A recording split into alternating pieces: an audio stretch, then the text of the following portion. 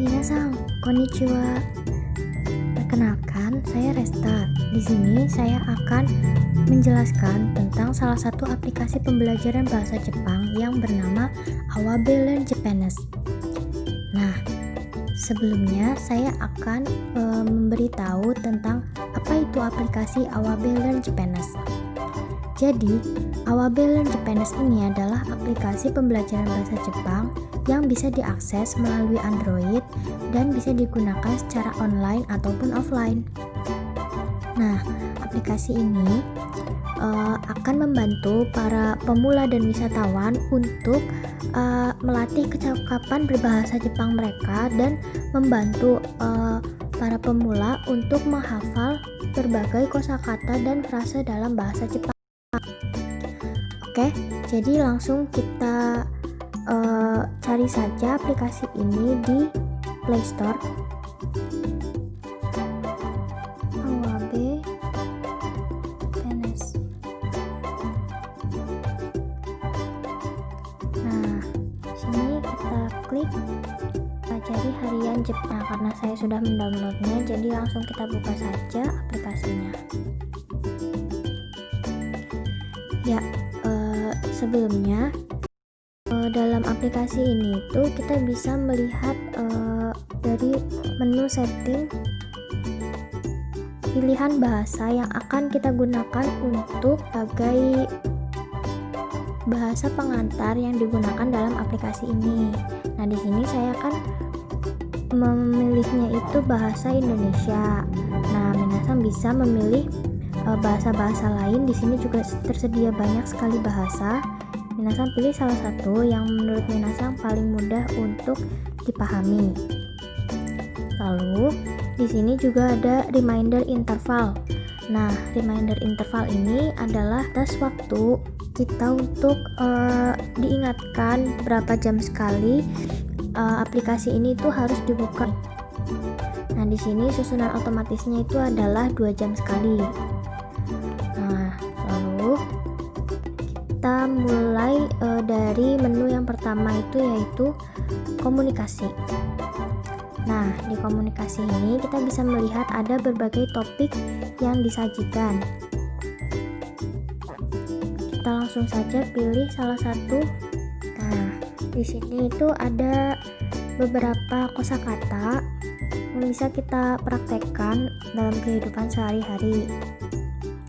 Nah, lalu apa kosakatanya, maka yang muncul adalah tampilan seperti ini.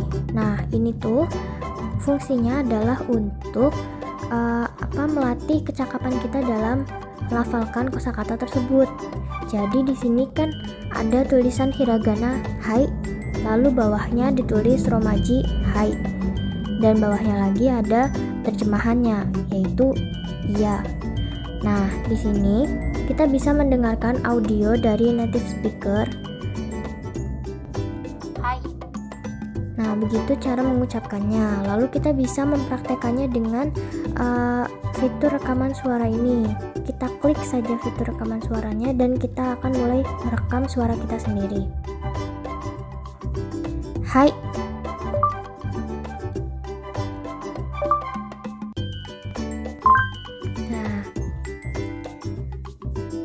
Lalu, kita sudah menyelesaikan pelafalan kita, maka otomatis kita akan mendapatkan bintang 5, yaitu kita sudah berhasil melafalkan kosakata tersebut.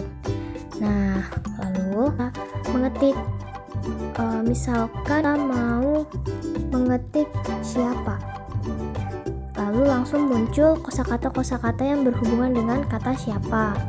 Nah, tapi kalau misalkan kita mencari siapa dalam bahasa Jepang, yaitu dare, maka tidak akan ditemukan kosakata-kata yang termasuk dalam dare itu. Nah, seperti itu. Lalu kita kembali ke menu. Di sini itu ada menu favorit. Nah, di sini tuh cara menambahkan kosakata atau frase ke dalam menu favorit ini adalah dengan kita memilih dari berbagai fitur yang lain, yaitu dari komunikasi atau pencarian atau conversation atau yang lain. Itu misal kita klik komunikasi ini. Nah, di dalam topik ini kita misalkan memilih kosakata konnichiwa.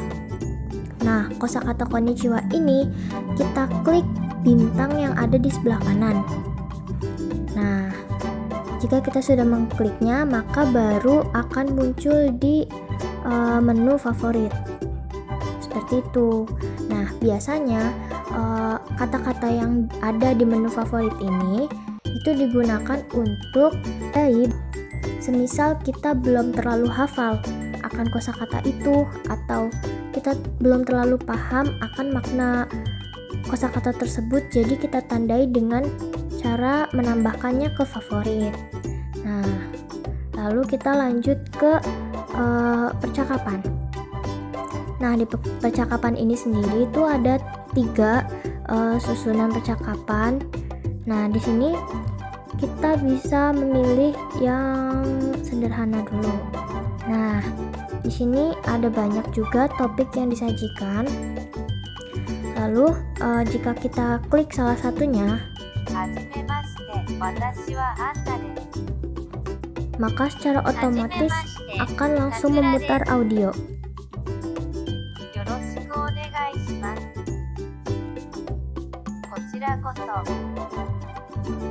Di sini tuh kita bisa melihat orang itu bercakap-cakap dalam bahasa Jepang. Nah, lalu di sini kita juga bisa memilih untuk memutar otomatis atau tidak. Lalu selanjutnya kita pilih menu bacaan. Nah, di menu bacaan ini kita akan melihat ada banyak sekali bacaan yang disajikan. Contohnya di bacaan yang pertama ini. Di sini kita akan melihat banyak sekali huruf-huruf kanji dan hiragana ataupun katakana disertai dengan romajinya.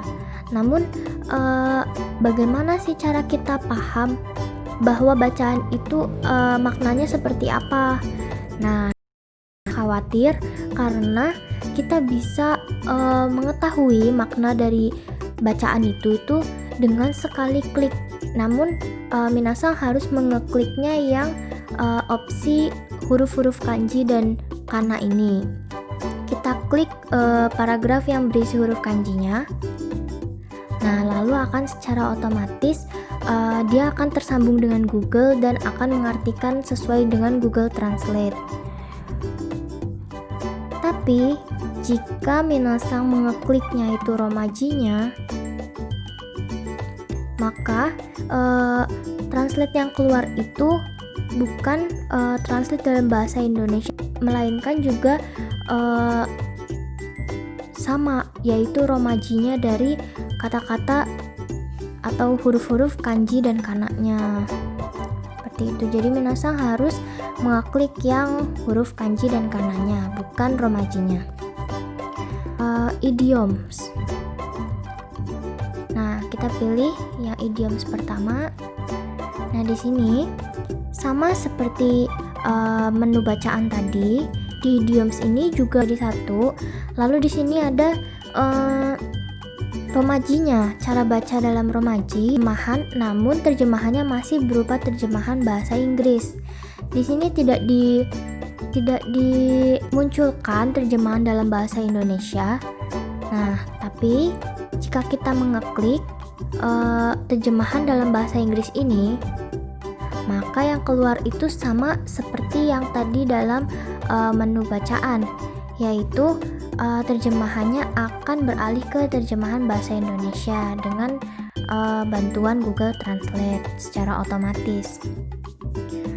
Nah, menurut saya ini sangat mudah ya, dan tidak merepotkan karena dengan sekali klik kita langsung bisa tahu kira-kira bagaimana sih makna yang dimaksud dari suatu kosakata. Nah, Oke, lanjut kita ke menu berikutnya yaitu writing. Oke, lanjut kita ke menu berikutnya yaitu writing. Tapi di menu writing ini, walaupun masih terkait dengan aplikasi Awabe Learn Japanese, sebetulnya aplikasi ini adalah aplikasi yang berbeda dari aplikasi Awabe Japanese Learn ini. Jadi jika minasang ingin membuka fitur Japanese Writing yang tadi, minasang juga harus mendownload aplikasi yang bernama Japanese Writing Awabe. Nah, berhubung di sini saya sudah mendownloadnya juga, jadi saya bisa mempraktekkan bagaimana cara kerja Japanese Writing. Saya akan menjelaskan sedikit. Nah, di sini kita bisa langsung didengarkan audio native speakernya secara otomatis. Lalu di sini ada huruf A, I, U, E, dan O. Nah, dalam setiap 5 huruf dari hiragana ini, di akhirnya akan ada opsi menulis dan juga tes. Nah, di opsi menulis ini kita akan disuruh untuk berlatih cara menulis hiragana yang baik dan benar sesuai urutannya. Nah, di sini kita ikuti dulu kaki katanya.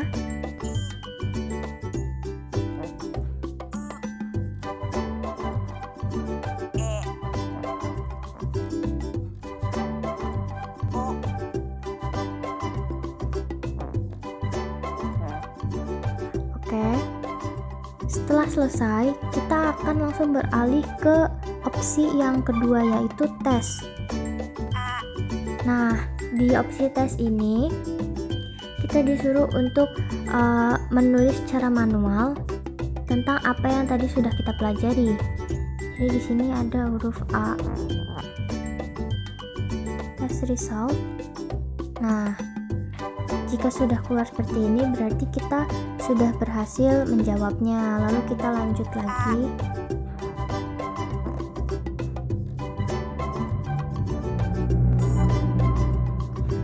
U,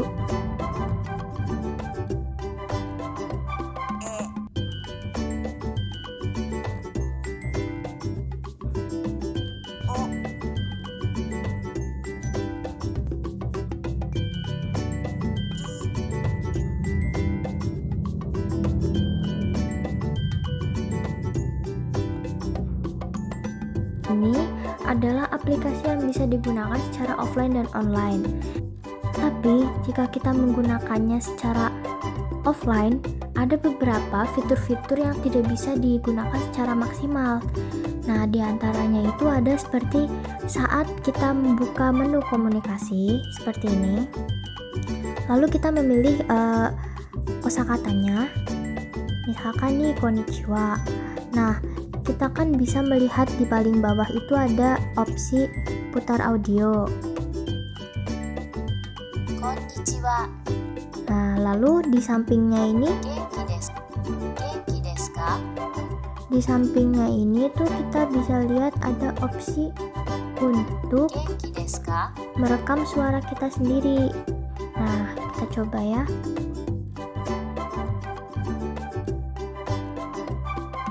Genki desu ka? Lalu kita bisa mendengarkan hasil dari rekaman suara kita. Seperti itu. Lalu ketiga yang dari bawah ini kita bisa klik. Nah, lalu akan muncul seperti tampilan yang ada di waktu kita mengeklik kosakata di komunikasi pertama kali. Nah, di sini kita juga bisa merekam suara kita dan langsung mendapat poin-poin dari 5 bintang ini. Nah, lalu di opsi yang terakhir ini kita klik Mataimashou. dan ini merupakan tes dari apa yang sudah diaudiokan dari native speaker. 幸運を祈ります。